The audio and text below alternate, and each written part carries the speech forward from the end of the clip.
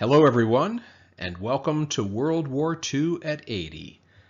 I'm Ron May, your host, author, historian, and speaker on World War II history and the stories of those who served. We continue with our 23rd episode today, focusing on the events and stories of November 1945. Thanksgiving Day fell on Thursday, November 22nd in 1945. For more than 40 Martinsville, Indiana men, formerly of Company K of the Indiana National Guard, it was the most wonderful Thanksgiving of all. It was their first Thanksgiving back home after almost 5 years of war service. In January 1941, approximately 80 men from Morgan County, Indiana, known as the Boys of Company K, left behind their homes, families, and friends for a year commitment of military training at Camp Shelby, Mississippi. 11 months into that training, with only a month remaining of their year of obligation, the Japanese forces attacked the Navy fleet at Pearl Harbor. Overnight, everything changed for the country and for the Boys of Company K. Suddenly, their year of service was extended indefinitely. None of them would have imagined that their lives would be put on hold for the next 4 years as they became part of the fighting forces overseas. Company K's men were assigned to the 151st Infantry Regiment in the 38th Infantry Division. For the first 2 years, the Boys of Martinsville, Indiana, remained in the United States, training at Camp Shelby and later at Camp Livingston, Louisiana. From there, they left for jungle training in Hawaii, a sign that they were destined for combat on Pacific Islands. In January 1944, the 38th Infantry Division deployed to New Guinea as part of the new 8th Army, where they completed their training and experienced their first combat. In December 1944, the division was sent to the Philippines. Here, the men engaged in harsh combat with Japanese forces while clearing the island of Luzon. For their success in opening Zigzag Pass and the Bataan Peninsula, the division earned their nickname, the Avengers of Bataan. The men left the Philippines in October 1945, the month after Japan's official surrender. They crossed the Pacific Ocean before reaching San Francisco. From there, they boarded trains and crossed the country on a victory ride home. The men arrived at Camp Atterbury, Indiana in November for discharge or temporary leave. While the reunion with loved ones on Thanksgiving Day was joyful for all the men who came home, it was even more special for Herschel D. Leonard of Martinsville. Like many men, he wasn't just returning to his parents and siblings. He was coming home to a sweetheart. And that Thanksgiving Day wasn't just marked with turkey and the trimmings. It was also the day of wedding bells for Herschel and his fiancée, Evelyn Mosier, also of Martinsville. They were married in the First Methodist Church in their hometown, and then enjoyed a festive Thanksgiving Day meal at a home in Indianapolis. There were hundreds of other Morgan County men who came home from their long war service in November 1945.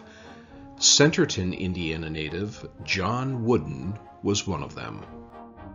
His family moved to Martinsville, Indiana, after losing their farm near Centerton in bankruptcy.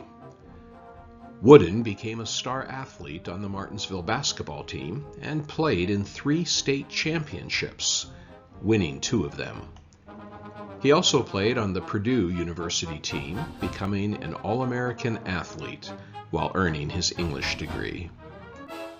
After turning down an opportunity to play professionally with the Celtics basketball team, Wooden married his sweetheart Nellie, also from Martinsville. The couple then moved to Kentucky, where Wooden began a teaching and coaching career in Dayton. After a short time in Dayton, Kentucky, Wooden accepted a teaching and coaching position at South Bend Central High School in South Bend, Indiana, where he served for 11 years, amassing a record of 218 victories and suffering only 42 defeats. Wooden joined the Navy in 1943 and became a lieutenant. He served as a physical education instructor for naval pilots in training at both the University of North Carolina and later at the University of Iowa. The future basketball coach's legendary life was possibly spared due to an appendicitis attack, which kept him from serving on the USS Franklin aircraft carrier, which was bound for the South Pacific in 1944. The naval officer who took Wooden's place was killed on October 30th, 1944, when a Japanese kamikaze hit the ship Wooden was scheduled to serve on.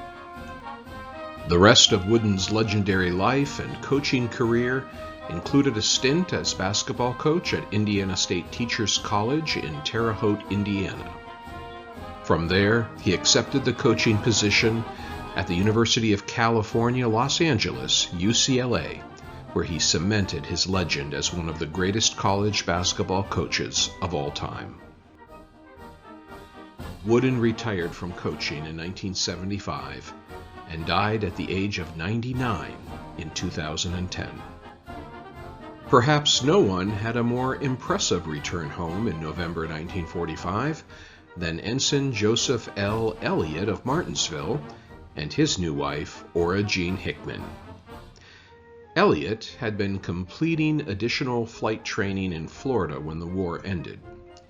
He and his wife flew in his own private plane from Vero Beach, Florida to Morgan County, Indiana, landing the plane in front of his parents' home in Jefferson Township, about 3 miles southwest of Martinsville. Not to be outdone by Elliott, Martinsville, Indiana native Calvin Hacker Jr., who had been a prisoner of war in Japan for almost 4 years, had his own grand way of traveling through the town of Martinsville. He bought the very first new post-war car in Martinsville. No automobiles were made or sold during the war years. Hacker drove off the lot still wearing his uniform in a brand new 1946 Ford two-door sedan. Not everyone was coming home to stay in November. One man with Morgan County, Indiana roots was going back to the Philippines.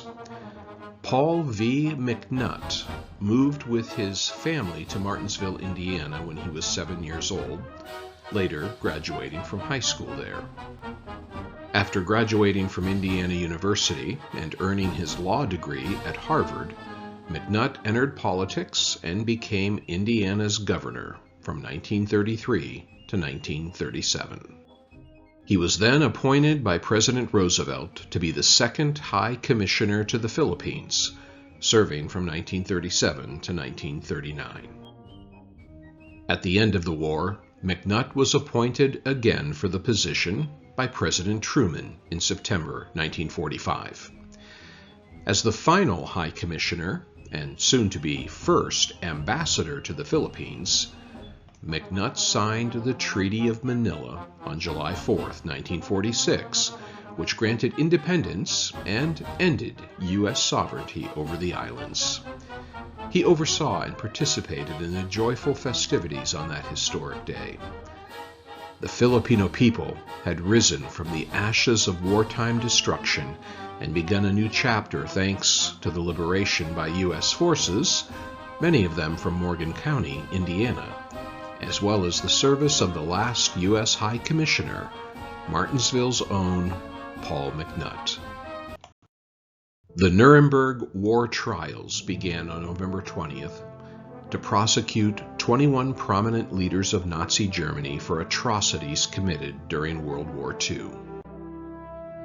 The name for the trials came from the host city of the tribunal, Nuremberg, Germany. The tribunals took place from November 1945 through September 1946, at the Palace of Justice in Nuremberg. The primary purpose was to bring Nazi war criminals to justice under the rule of law rather than through summary executions, setting a precedent for international justice and individual accountability for war crimes. The International Military Tribunal tried 22 of the most important surviving leaders of Nazi Germany.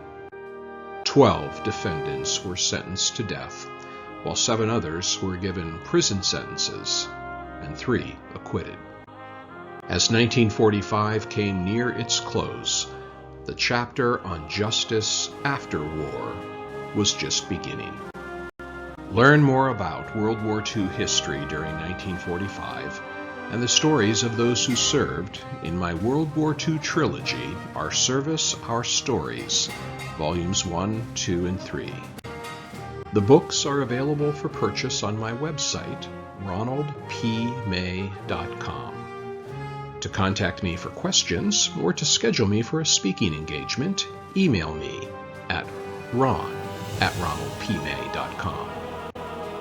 Also, be sure to check out all my other videos on my YouTube channel at World War II History and Stories with Ron May.